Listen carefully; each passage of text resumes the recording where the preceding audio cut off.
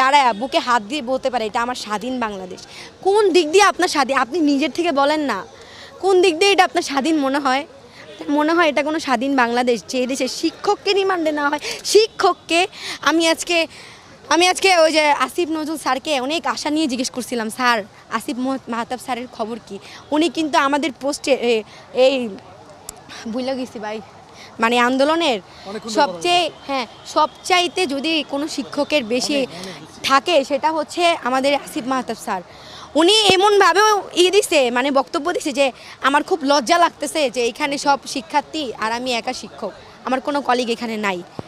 যে টিচাররা আজকে এই যে আসিফ নজরুল স্যার আরও যে টিচাররা আছে এরা কিন্তু ফার্স্টে বিরুদ্ধেই ছিল না বিরুদ্ধে, ফার্স্টে আমাদের প্রোটেস্টের বিরুদ্ধেই ছিল, কিন্তু তারপরে যখন দেখছে না শিক্ষার্থীদের মানাও যাইতেছে না, তারপরে তারা আমাদের পক্ষে আসছে। আমি বললাম স্যার এভাবে ছবি দিয়া লাইভ কইরা আপনারা কতদিন, এক বছরের পর বছর চলে যাবে।